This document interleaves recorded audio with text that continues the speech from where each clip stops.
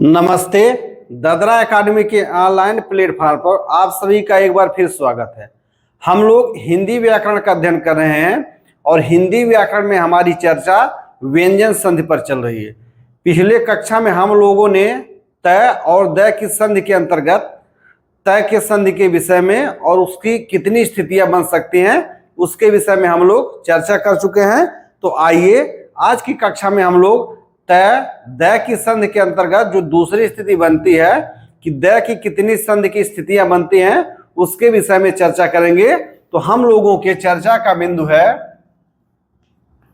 तय और दय की संधि। तय और दय की संधि पिछले कक्षा में हम लोगों ने ए के अंतर्गत तय की संधि के विषय में पढ़ा और हमने देखा कि व्यंजन संधि के अंतर्गत तय 9 स्थितियों में संधि करता है। तय कितनी स्थितियों में संधि करता है? तो तय 9 स्थितियों में संधि करता है, यानी तय के संधि की 9 स्थितियां बनती हैं। आज हम लोग बी पार्ट के अंतर्गत दय की संधि के विषय में चर्चा करेंगे और हम लोग देख रहे हैं कि दय की कितनी स्थितियां बनती हैं। तो दय की 10 स्थितियां बनती हैं जो व्यंजन संधि में कार्य करती हैं, यानी व्यंजन संधि में दय के रूप में 10 स्थितियां आती हैं। तो सबसे पहले हम लोग देख लेते हैं क्या होता है। तो हम देखते हैं कि दय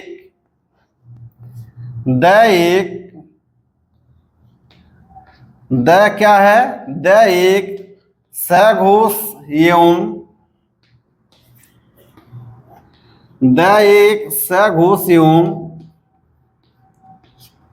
अल्प प्राण व्यंजन है। दय क्या है? सघोष है और एक अल्प प्राण व्यंजन है। दय क्या है? सघोष है वह अल्प प्राण व्यंजन है। इसका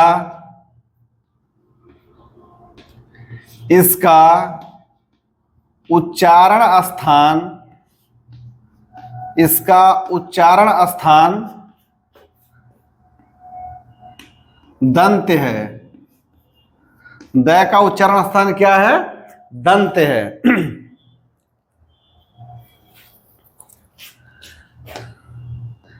दय का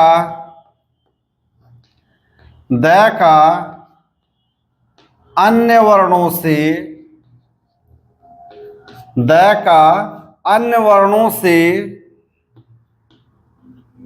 मेल होने पर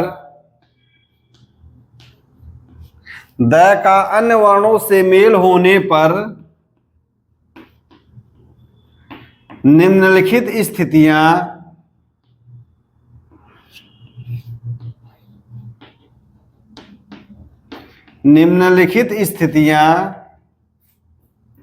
बनती हैं। दय क्या है? दय एक सघोष वर्ण है और अल्प प्राण वर्ण है। इसका उच्चारण स्थान दंत है। दय का अन्य वर्णों से मेल होने पर या संधि होने पर निम्नलिखित स्थितियां बनती हैं। पहली स्थिति क्या होती है? दय का तय में आदेश। दय का किसमें आदेश हो जाता है? तय में आदेश हो जाता है। ऐसा कब होता है कि जब दय का मेल कैसे हो? ख से हो,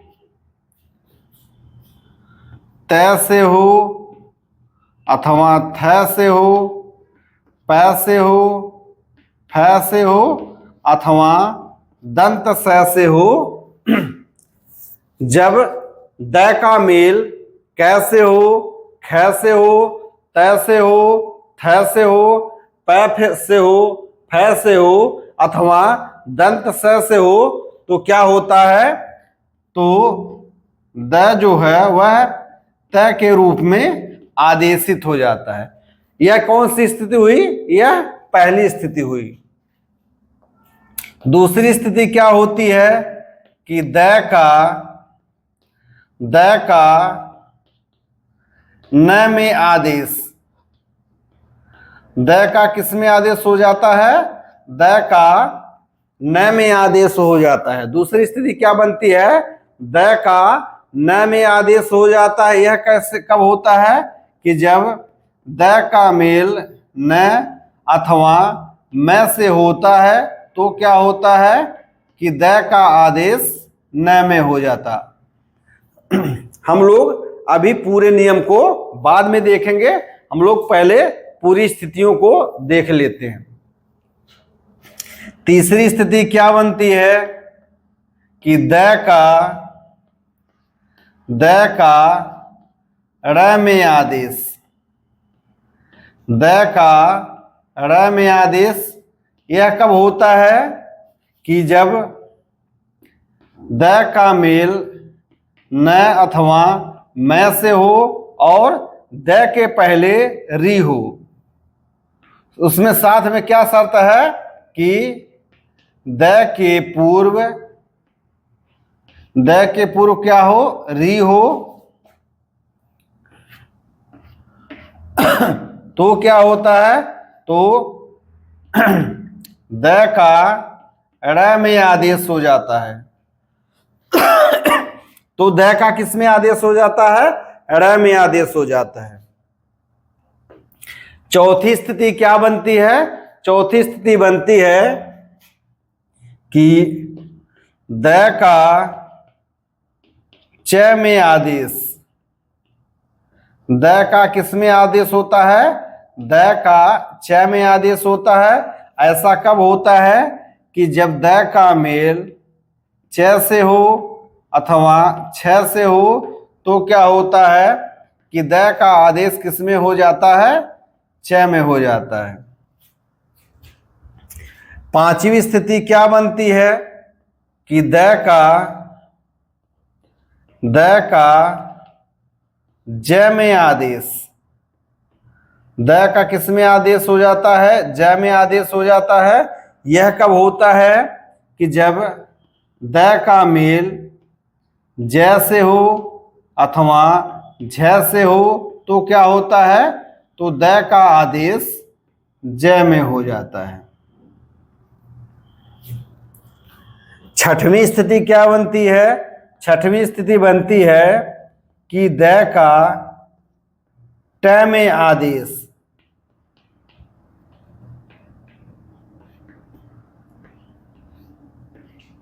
द का ट में आदेश यह कब होता है? कि जब द का मेल ट से हो अथवा ठ से हो तो क्या होता है? कि द का आदेश ट में हो जाता है। द का आदेश किस में हो जाता है? ट में हो जाता है। सातवीं स्थिति क्या बनती है? कि द का ड में आदेश, द का किस में आदेश होता है? ड में। यह कौन सी स्थिति होती है? यह होती है सातवीं स्थिति कि ड का आदेश ड में हो जाता है। यह कब स्थिति बनती है? तब जब द का मेल ड से हो अथवा ढ से हो तो क्या होता है? ड के रूप में आदेश हो जाता है। अभी हम केवल यहां पर एक उसका संक्षिप्त रूप से लिख दे रहे हैं, बाद में हम लोग नियमों के आधार पर इनकी व्याख्या करेंगे। आठवीं स्थिति क्या बनती है?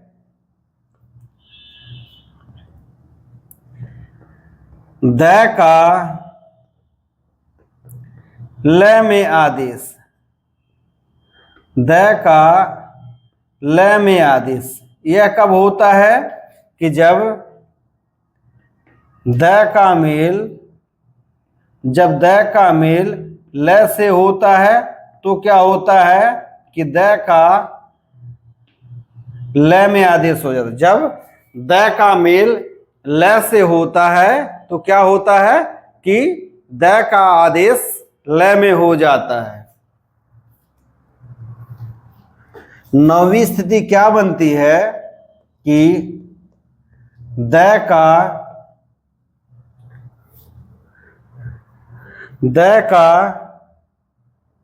च में द का च में व तालव्य स का छ में आदेश,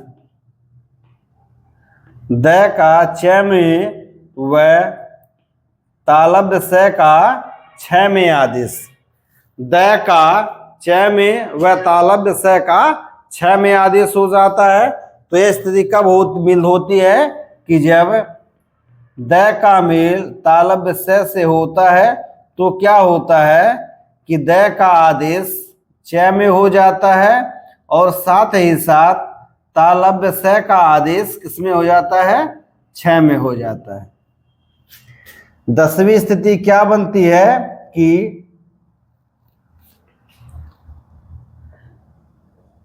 है का ध में आदेश, है का ध में आदेश।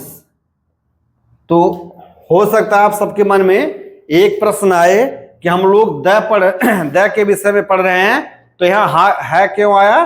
तो है के लिए अनिवार्य है कि उसके पूर्व में त या द आना चाहिए, यानी द आना चाहिए। जैसे द का र में आदेश होने के लिए आवश्यक शर्त है कि द के पूर्व री आना चाहिए, उसी प्रकार है का ध में आदेश होने के लिए आवश्यक है कि है के पूर्व क्या हो, द हो। इसमें क्या होता है कि है का ध में आदेश कब होता है कि जब द के बाद है आता है तो क्या होता है कि द जो होता है वह है जो होता है वह क्या होता है, वह ध में आदेशित हो जाता है। यानी द क्या है, द एक सघोष एवं अल्प प्राण व्यंजन है जिसका उच्चारण स्थान दंत है। द का अन्य वर्णों से मेल होने पर निम्नलिखित स्थितियां बनती है। द का अन्य वर्णों से मेल होने पर निम्नलिखित स्थितियां बनती हैं और इस सभी 10 स्थितियों में द का है, सभी 10 स्थितियों में द प्रथम पद का अंतिम वर्ण के रूप में है, प्रथम पद के अंतिम वर्ण के रूप में है। आइए अब हम लोग एक एक स्थिति के विषय में चर्चा कर लेते हैं। तो हम इसको हटा देते हैं, आप लोग चाहें तो इसका स्क्रीनशॉट ले सकते हैं। आप लोग इसको अगर एक बार कहीं पर भी लिख लेते हैं तो यह आप लोगों के लिए काफी लाभदायक होगा। द की यह 10 स्थितियां बनती हैं, तो हम इसको अब हटा देते हैं। हम लोग त और द की संधि के विषय में अध्ययन कर रहे हैं।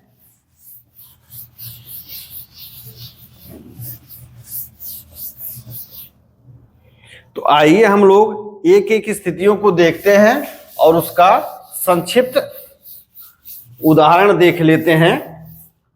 तो पहली स्थिति जो बनती है वह कौन सी है,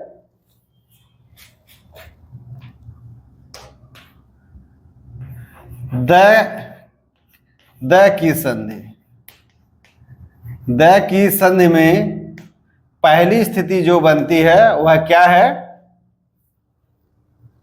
पहली स्थिति है कि जब द का मेल कैसे हो, ख से हो, त से हो, थ से हो या प से हो, फ से हो अथवा दंत से हो तो क्या होता है कि द त के रूप में आदेशित हो जाता है। द किसके रूप में आदेशित हो जाता है, तो द त के रूप में आदेशित हो जाता है। तो आइए हम लोग नियम देख लेते हैं। नियम क्या कहता है, नियम यदि प्रथम पद का अंतिम वर्ण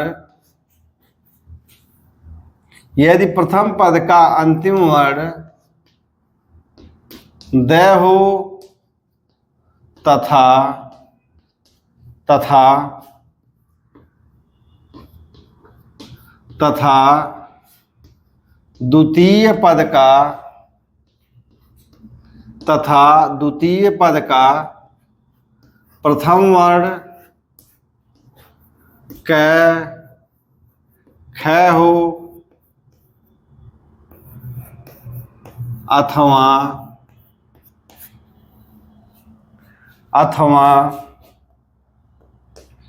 त थ हो अथवा प फ हो अथवा दंत स हो तो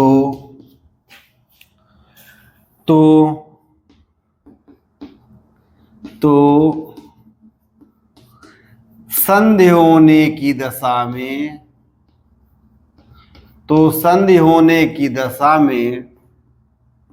द का आदेश संधि होने की दशा में द का आदेश त रूप में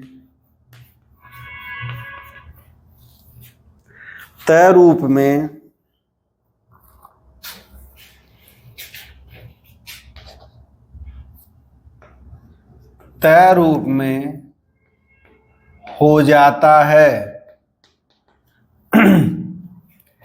इसे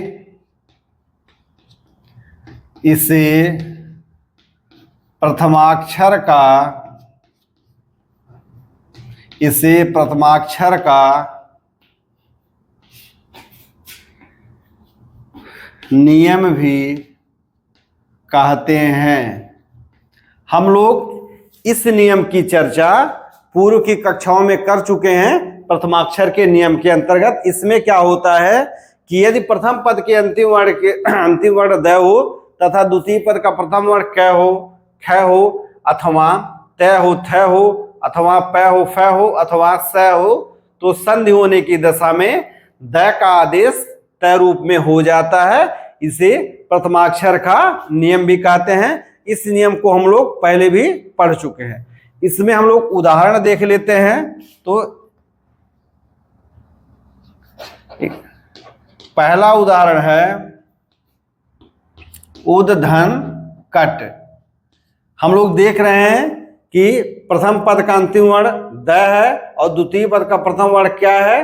तो संधि होने की दशा में क्या होता है, द का आदेश तय में हो जाता है, यानी उ त धन कट। बन क्या जाता है, उत्कट। उद्धन कट बराबर क्या हो जाता है, उत्कट। उसी प्रकार से एक शब्द है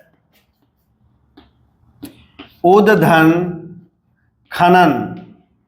तो हम लोग इसको क्या लिख सकते हैं, उ द के स्थान पर त धन खनन। दोनों को मिला देंगे, क्या बन जाएगा, उत्खनन। हम लोग संधि करने की जो पंचपदीय प्रणाली पढ़े हैं, आप लोग चाहें तो संधि उसी के अनुरूप करिएगा। चूंकि कक्षाएं काफी लंबी हो जाती हैं, इसलिए मैं इसको सीधे ही लिख दे रहा हूं। उद्धन कट बराबर क्या होता है, उत्कट। उद्धन खनन बराबर क्या होता है, उत्खनन। उसी प्रकार से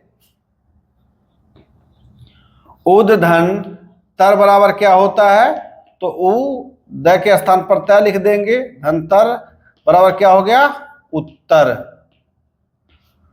उम्मीद है कि यहां तक बातें आप लोग समझ पा रहे होंगे। उसी प्रकार से एक शब्द है उत्धन स्थान। उद्धन स्थान बराबर क्या होता है, उत्थान। उद्धन स्थान बराबर क्या होता है, उत्थान। स कहाँ गायब हो जाता है, तो हम लोग प्रथमाक्षर के नियम में पढ़े हैं कि इसमें क्या होता है कि दंत स का लोप हो जाता है। आप लोग वहां से इसको समझ लीजिए। इसी प्रकार और देख लेते हैं। एक शब्द है मृदधन प्रतिमा। मृद धन प्रतिमा। तो हम देख रहे हैं कि प्रथम पद का अंतिम वर्ण द है और द्वितीय पद का प्रथम वर्ण प है, तो क्या होगा, द त में आदेशित हो जाएगा, यानी मृत प्रतिमा। मृद धन प्रतिमा बराबर क्या हो गया, मृत प्रतिमा। मृद धन प्रतिमा बराबर क्या हो गया, मृत प्रतिमा। मृत प्रतिमा। उसी प्रकार से एक शब्द है उद्धन फुल बराबर क्या हो गया, उत्फुल्ल। उद्धन फुल बराबर क्या हो गया, उत्फुल्ल। उसी प्रकार से दंत स का देख लेते हैं हम लोग। संसद धन सदस्य। संसद धन सदस्य बराबर क्या हो गया, प्रथम पद का अंतिम वर्ण द है, द्वितीय पद का प्रथम वर्ण क्या है, दंत स है, तो द किस में बदल जाएगा, त में। क्या हो गया, संसद सदस्य। संसद क्या हो गया, सदस्य हो गया। उम्मीद है कि इस प्रथम नियम यानी जो प्रथम स्थिति बनी है, इसका कॉन्सेप्ट आप लोगों को क्लियर हो गया होगा, समझ में आ गया होगा। आइए हम लोग दूसरी स्थिति देख लेते हैं। तो हम क्या करते हैं, इसको हटा देते हैं। उम्मीद है कि इस नियम को आप लोग समझ पा रहे होंगे। इस नियम की चर्चा हम लोगों ने अघोष व्यंजन संधि में प्रथमाक्षर के नियम के आधार पर इसका हम लोग एक पूरी वीडियो में चर्चा कर चुके हैं। तो मुझे नहीं लगता है कि इसकी यहाँ बहुत अधिक चर्चा करने की आवश्यकता है, इसको हम हटा देते हैं। आइए हम लोग दूसरी स्थिति देख लेते हैं। दूसरी स्थिति क्या बनती है,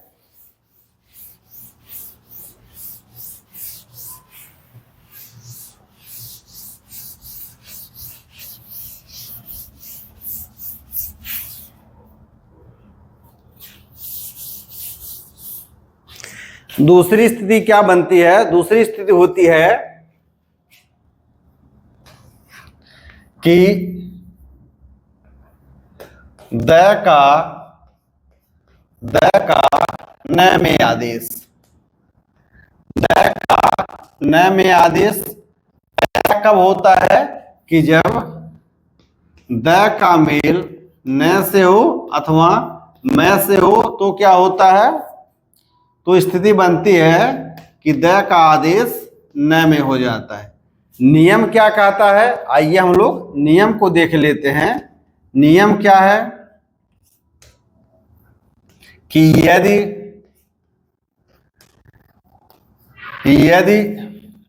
प्रथम पद का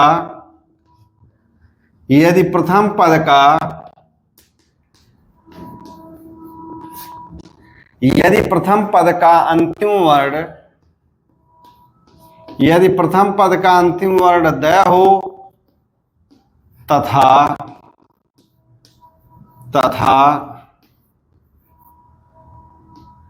यदि प्रथम पद का अंतिम वर्ण द हो तथा द्वितीय पद का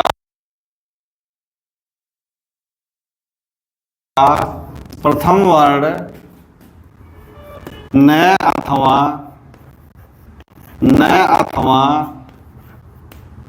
मैं हो। यदि प्रथम पद का अंतिम वर्ण द हो तथा द्वितीय पद का प्रथम वर्ण न अथवा मैं हो, तो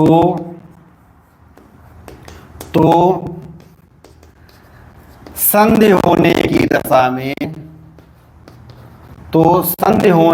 दशा में द का आदेश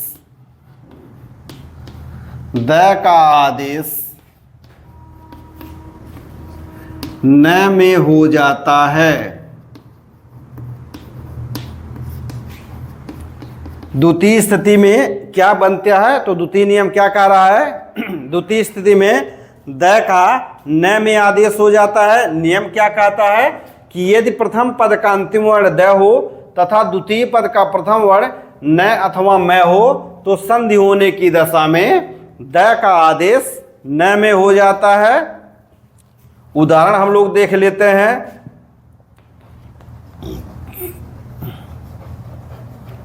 एक शब्द है पद धन नग। पद माने होता है पैर, न माने होता है नहीं, गय माने क्या होता है, गमन करने वाला, अर्थात जो पैर से गमन नहीं करता है मतलब क्या होता है, मतलब होता है सर्प। तो यहाँ हम लोग चूंकि नियम देख रहे हैं तो प्रथम पद का अंतिम वर्ण क्या है, द है, द्वितीय पद का प्रथम वर्ण क्या है, न है, तो द का आदेश न में हो जाएगा, शब्द क्या बन जाएगा, पन धन नग बराबर क्या हो गया, पन्नग। पद धन नग बराबर क्या होगा, पन्नग। दूसरा शब्द है शरद धन मास, शरद धन मास। तो इसमें देख रहे हैं कि प्रथम पद का अंतिम वर्ण द है और द्वितीय पद का प्रथम वर्ण क्या है, म है। तो संधि होने की दशा में द किस में आदेश हो जाता है, न में। तो यह शब्द क्या बन जाता है, शरण मास। शरद धन मास बराबर क्या हो जाता है, शरण मास। उम्मीद है कि आप लोग इस परिवर्तन को समझ पा रहे होंगे। आइए हम लोग तीसरी स्थिति पर चर्चा कर लेते हैं। तीसरी स्थिति क्या कहती है कि द का ड़ में आदेश, द का ड़ में आदेश, यह कैसे होता है कि री के बाद द का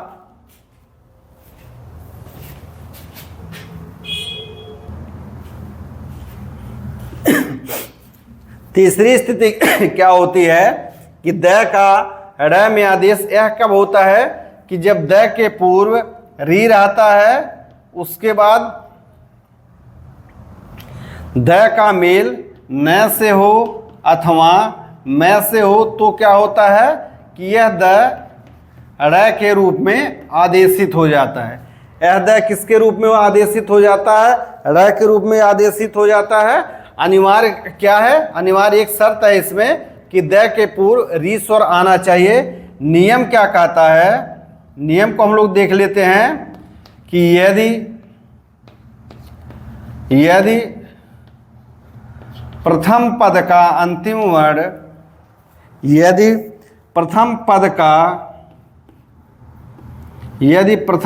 का अंतिम वर्ण द हो तथा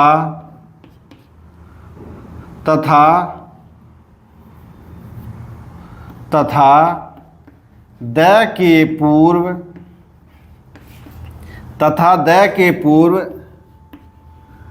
री स्वर हो, द हो, और शर्त क्या है कि द के पूर्व री स्वर हो। यदि प्रथम पद का अंतिम वर्ण द हो तथा द के पूर्व री स्वर हो तथा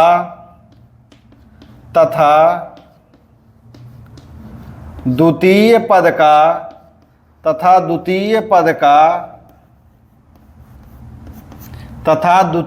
का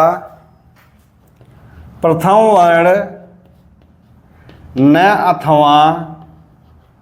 न अथवा मैं हो तो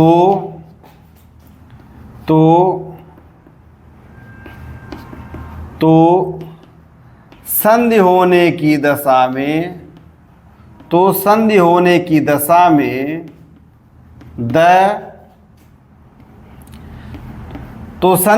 दशा में द का आदेश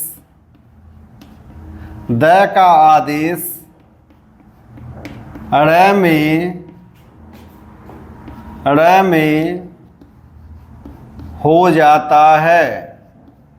नियम क्या कह रहा है कि यदि प्रथम पद का अंतिम वर्ण द हो तथा द के पूर्व री स्वर हो तथा द्वितीय पद का प्रथम वर्ण न अथवा मैं हो, तो संधि होने की दशा में द का आदेश ड़ में हो जाता है। द्वितीय स्थिति और तृतीय स्थिति में केवल यही अंतर है कि उसमें द के पूर्व कोई अन्य स्वर रहे, लेकिन इसमें द के पूर्व री स्वर का आना अनिवार्य है। इसमें हम लोग उदाहरण देख लेते हैं। इसमें हम लोग न और मैं दोनों के साथ होता है, लेकिन ऐसा कोई शब्द अभी तक प्राप्त नहीं हमें हुआ है कि जिसमें द्वितीय पद का प्रथम वर्ण न हो, तो हम लोग द्वितीय पद का प्रथम वर्ण मैं के रूप में देख लेते हैं। तो शब्द क्या है, शब्द युग्म है मृद धन मय। मृद धन मय शब्द क्या है, मृद धन मय। तो हम लोग इसमें देखते हैं कि प्रथम पद का अंतिम वर्ण द है तथा द के पूर्व क्या है, री स्वर है। मैं में कौन सा स्वर है, री स्वर है।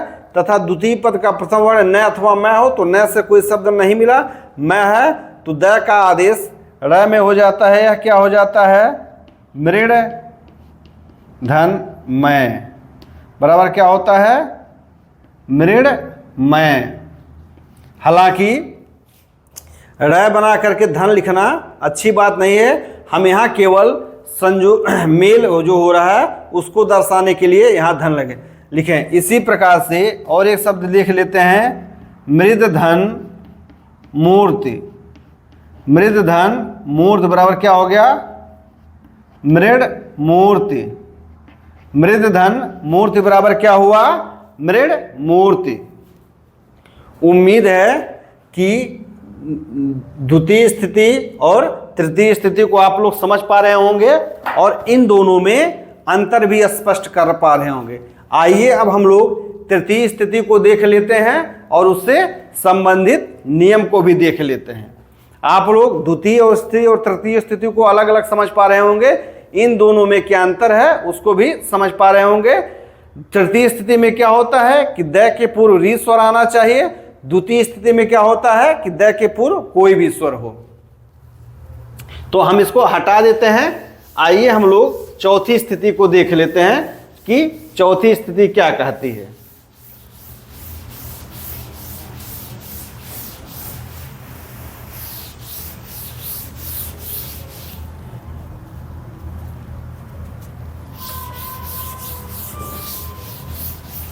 चौथी स्थिति क्या कहती है,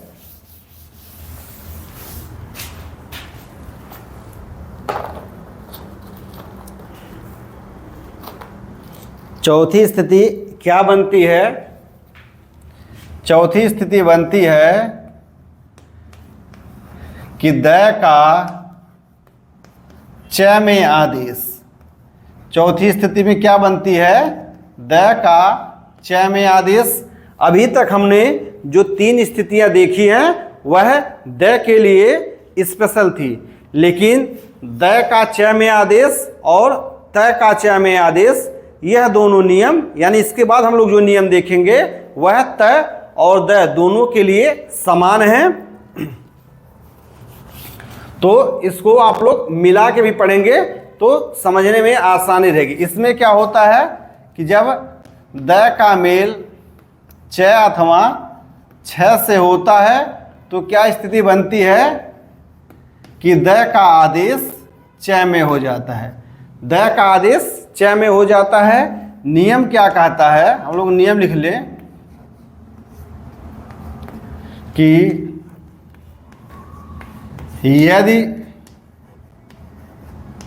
यदि प्रथम पद का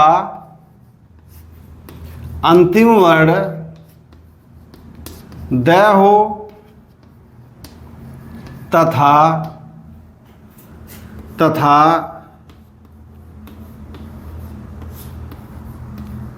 द्वितीय पद का प्रथम वर्ण च अथवा छ हो। यदि प्रथम पद का अंतिम वर्ण द हो तथा द्वितीय पद का प्रथम वर्ण च अथवा छ हो तो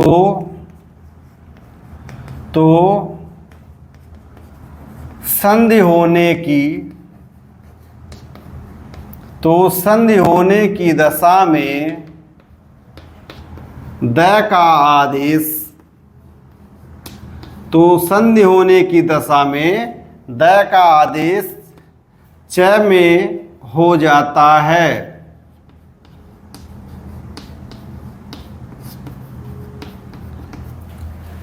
चतुर्थ नियम क्या कहता है कि यदि प्रथम पद का अंतिम वर्ण द हो तथा द्वितीय पद का प्रथम वर्ण च हो अथवा छ हो तो संधि होने की दशा में द का आदेश च में हो जाता है या च के रूप में हो जाता है। तो हम लोग इसका उदाहरण देख लेते हैं। उदाहरण है शरद धन चंद्र। शरद धन चंद्र। तो इसमें हम लोग देखते हैं कि प्रथम पद का अंतिम वर्ण द है और द्वितीय पद का प्रथम वर्ण च है। तो क्या होगा कि द के स्थान पर च का आदेश हो जाएगा। यह क्या बनेगा? सरच धन चंद्र बराबर क्या बनेगा? शरद चंद्र। शरद चंद्र। शरद धन चंद्र बराबर क्या बनेगा? शरद चंद्र। उसी प्रकार से एक और शब्द देख लेते हैं छ के लिए। उद धन छिन्न बराबर सब क्या बनेगा? उच्छिन्न। उद धन छिन्न बराबर क्या बनेगा? उच्छिन्न। हम केवल यहाँ पर एक एक दो दो उदाहरण दे रहे हैं। आप कोई भी पुस्तक उठा लेंगे उसमें काफ़ी सारे उदाहरण भरे हुए पड़े हैं। हम लोग आइए पांचवी स्थिति देख लेते हैं। पांचवी स्थिति क्या होता है कि द का ज में आदेश। द का ज में आदेश ऐसा कब होता है? ऐसा होता है कि जब द का मेल ज से हो अथवा झ से हो तो क्या होता है कि द का आदेश ज में होता है। नियम क्या कहता है? तो नियम क्या कहता है कि यदि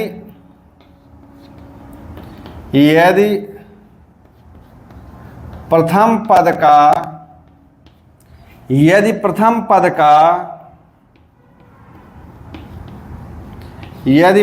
पद का अंतिम वर्ण द हो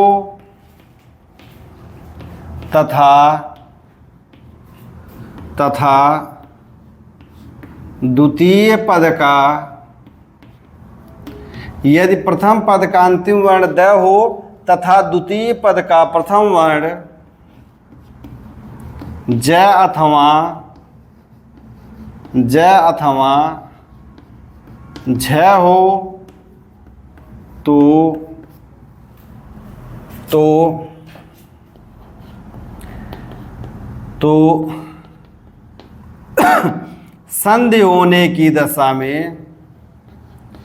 संधि होने की दशा में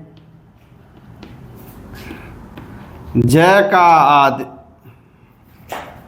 तो संधि होने की दशा में द का आदेश ज में हो जाता है। यदि प्रथम पद का अंतिम वर्ण द हो तथा द्वितीय पद का प्रथम वर्ण ज हो अथवा झ हो तो संधि होने की दशा में द का आदेश किस रूप में हो जाता है? ज रूप में हो जाता है। इसका हम लोग एग्जाम्पल या उदाहरण देख लेते हैं। तो उद्धन ज्वल क्या होगा? प्रथम पद का अंतिम वर्ण द है, द्वितीय पद का प्रथम वर्ण ज है, तो क्या होगा कि यह द किसमें आदेश होगा? ज में, और साथ में ही है ज्वल।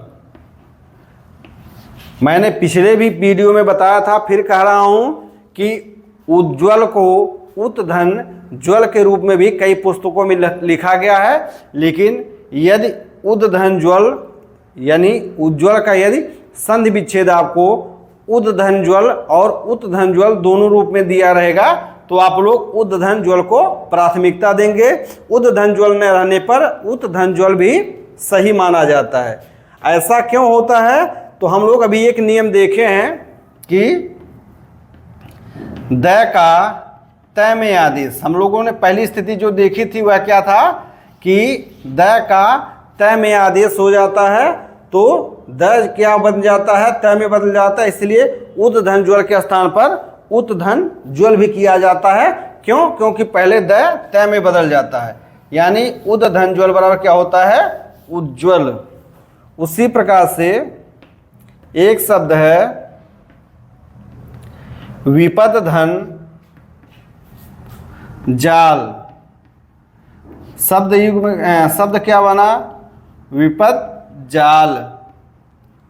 विपद धन जाल बराबर क्या होता है, विपद जाल। हमें ऐसा कोई शब्द युग में नहीं प्राप्त हुआ कि जिसमें प्रथम पद का अंतिम वर्ण द हो और द्वितीय पद का प्रथम वर्ण क्या हो, जय हो या झय हो। तो हम लोग स्थिति 4, स्थिति 5 और इन दोनों नियमों को देख चुके हैं। आइए हम लोग स्थिति 6 और स्थिति 7 को देखते हैं। तो हम इसको क्या करते हैं, हटा देंगे। पुनः बता दे रहे हैं कि उज्ज्वल का जो प्राथमिकता के आधार पर संधि विच्छेद होता है वह उद धन ज्वल होता है। उद धन ज्वल के उपस्थित न रहने पर किया जा सकता है। आइए हम लोग या तो यही एक स्थिति और लिख लेते हैं। छठी स्थिति क्या है, छठी स्थिति है कि द का ट में आदेश, द का ट में आदेश। ऐसा कब होता है, ऐसा होता है कि जब द का मेल ट अथवा ठ से हो तो क्या होता है कि द ट के रूप में आदेशित हो जाता है। नियम क्या कहता है, नियम कहता है कि यदि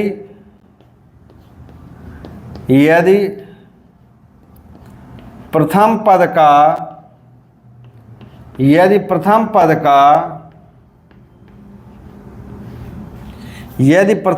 का अंतिम वर्ण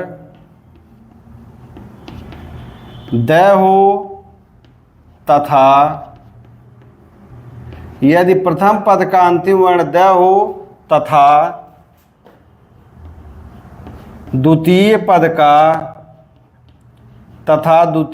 का प्रथम वर्ण ट अथवा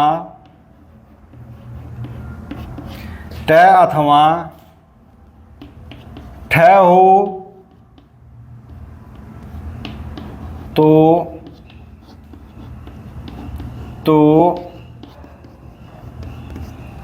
संधि होने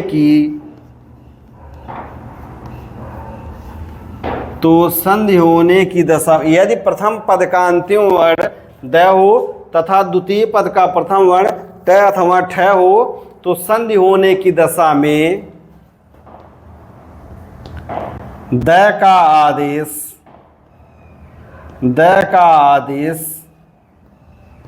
ट में हो जाता है।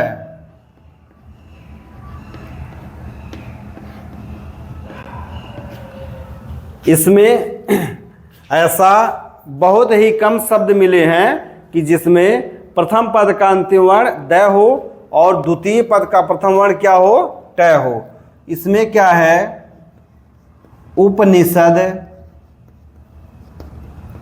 उपनिषद का मेल जब टीका से हो तो शब्द क्या बनता है, उपनिषद टीका।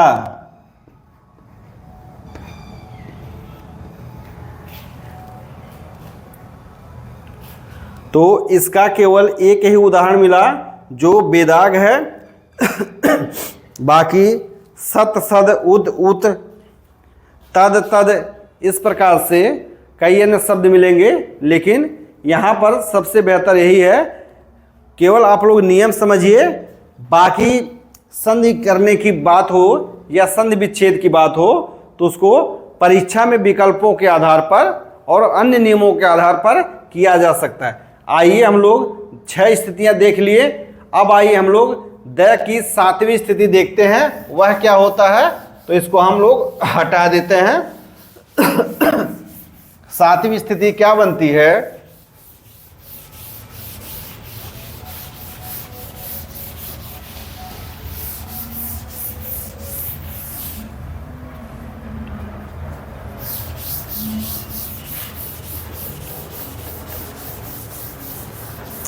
सातवीं स्थिति क्या बनती है?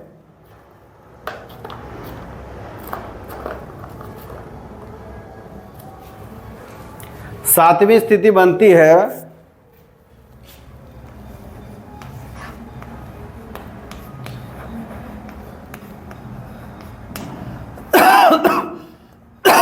द का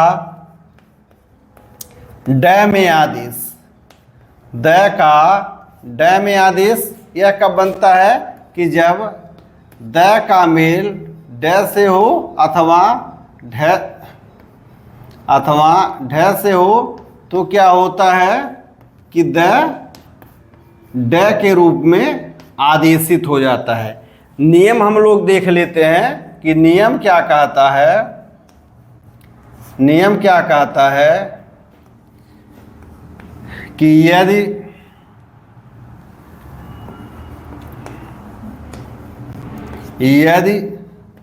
प्रथम पद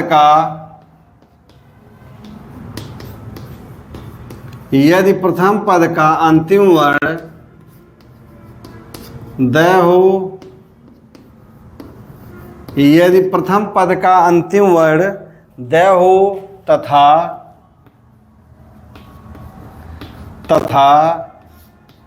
द्वितीय पद का, यदि प्रथम पद का अंतिम वर्ण द हो तथा द्वितीय पद का प्रथम वर्ण ड अथवा ढ हो,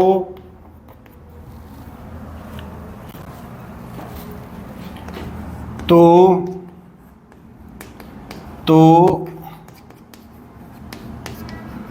संधि होने की दशा में, द का आदेश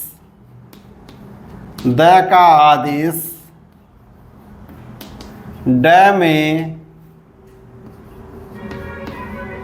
हो जाता है। सातवीं स्थिति क्या है कि द का ड में आदेश। नियम क्या कहता है कि यदि प्रथम पद का अंतिम वर्ण द हो तथा द्वितीय पद का प्रथम वर्ण ड हो अथवा ढ हो, तो संधि होने की दशा में द का आदेश ड के रूप में हो जाता है। इसका हम लोग उदाहरण देख लेते हैं। उद्धन डयन। उद्धन डयन, हम इसमें क्या देख रहे हैं कि प्रथम पद का अंतिम वर्ण द है और द्वितीय पद का प्रथम वर्ण क्या है? ड है। तो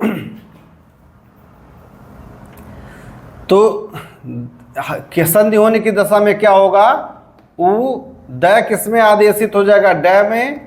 धन डयन, शब्द क्या बन गया? उड्डयन। शब्द क्या बन गया? उड्डयन। उसी प्रकार से एक शब्द और हम लोग देख लेते हैं, क्योंकि ऐसा कोई भी शब्द नहीं मिल रहा है कि प्रथम पद का अंतिम वर्ण द हो और द्वितीय पद का प्रथम वर्ण ढ हो। तो हम एक उदाहरण और देख लेते हैं। उदाहरण क्या है? उद्धन डीस। उद्धन डीस बराबर क्या होता है? उड्डीस। उड्डीस भगवान शिव को कहा जाता है। तो सातवीं स्थिति के हम लोग दो उदाहरण देख लिए। कई पुस्तकों में उद्धन डयन बराबर भी लिखा गया है, लेकिन मैंने पहले ही बताया है कि उद और उत में उत को प्राथमिकता देंगे, तद और तद में तद को प्राथमिकता देंगे, सत और सद में सद को प्राथमिकता देंगे।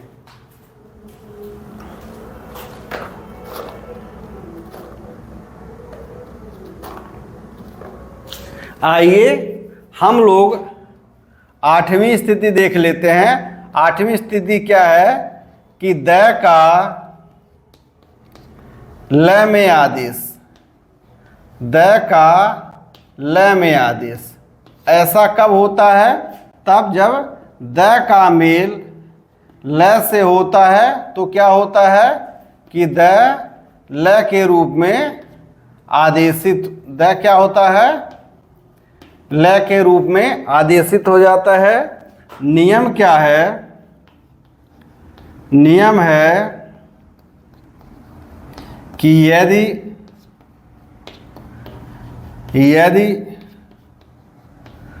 प्रथम पद का अंतिम वर्ण प्रथम पद का अंतिम वर्ण द हो तथा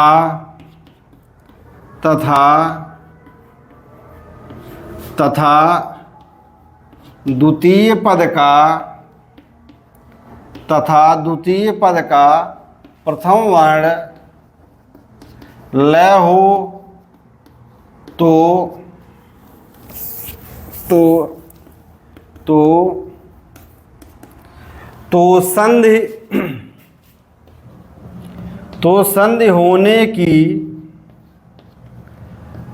संधि होने की दशा में द का आदेश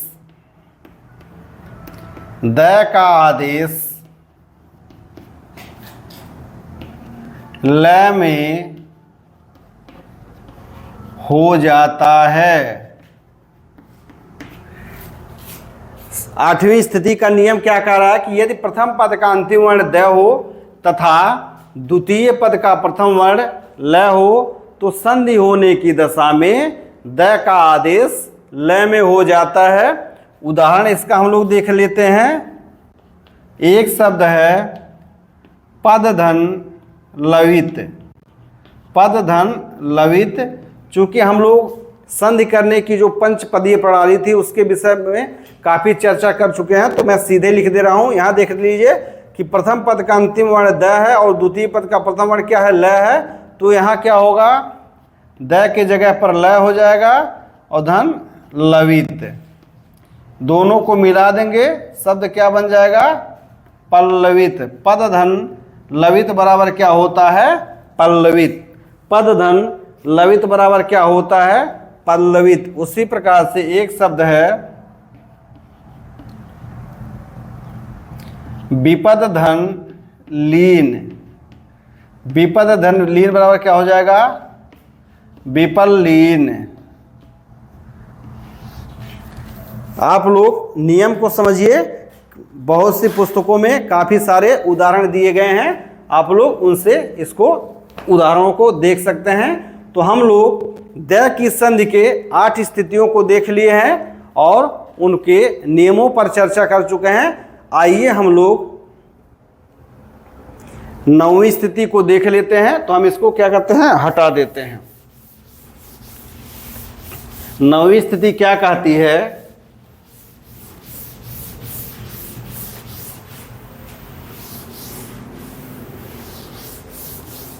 9वीं स्थिति क्या कहती है,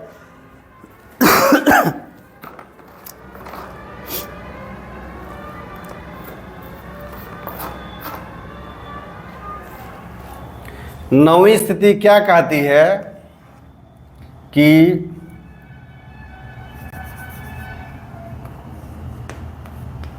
द का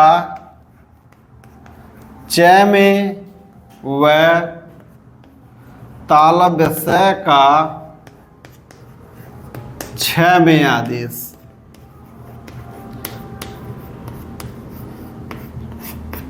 इसका हम सीधे नियम लिख दे रहे हैं, तब यह अधिक स्पष्ट होगा।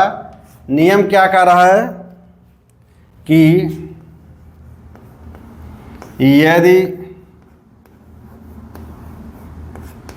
यदि प्रथम पद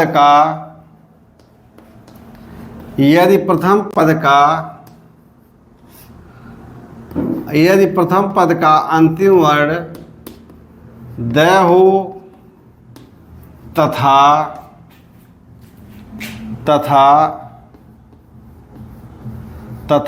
द्वितीय पद का प्रथम, यदि प्रथम पद का अंतिम वर्ण द हो तथा द्वितीय पद का प्रथम वर्ण तालव्य स हो तो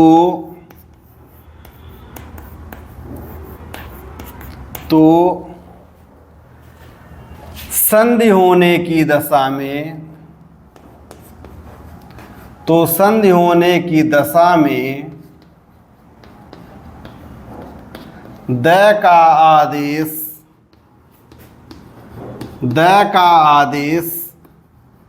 च में व तालव्य स का आदेश क्या होता है, छ में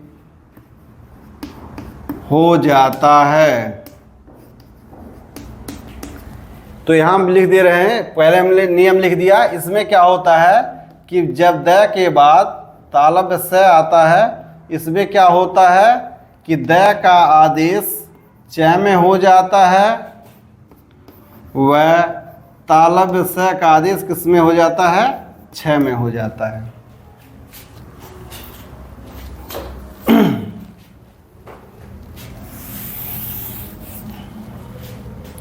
द का च में व तालव्य स का छ में। ऐसा कब होता है कि जब द के बाद तालव्य स आता है तो क्या होता है, द च के रूप में आदेशित हो जाता है, वह तालव्य स क्या होता है, छ के रूप में आदेशित हो जाता है। यह नियम क्या कह रहा है कि यदि प्रथम पद का अंतिम वर्ण द हो तथा द्वितीय पद का प्रथम वर्ण,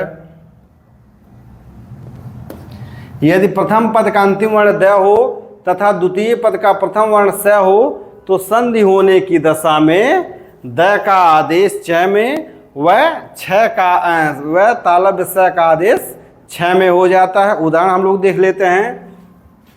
उदाहरण है उद्धन श्वास।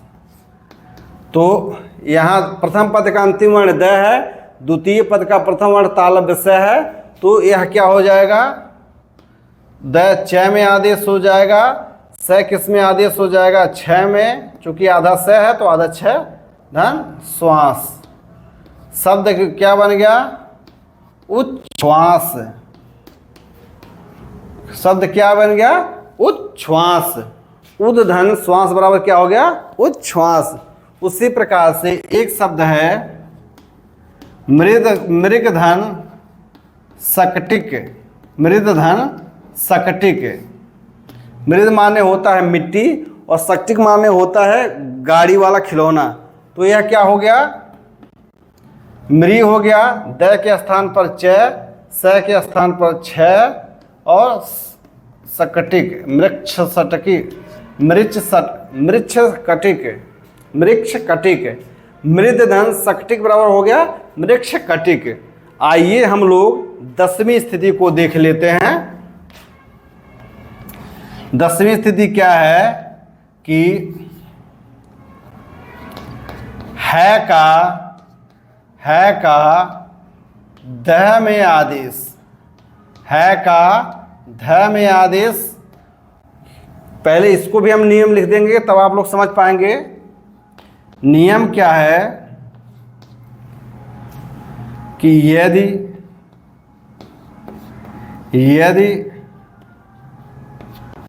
प्रथम पद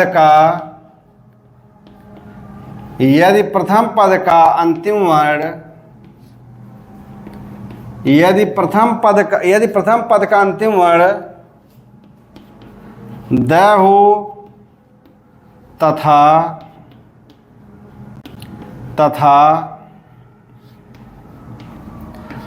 द्वितीय पद का प्रथम वर्ण है हो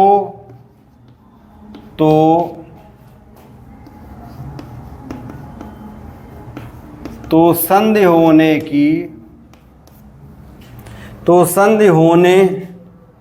की दशा में है का आदेश ध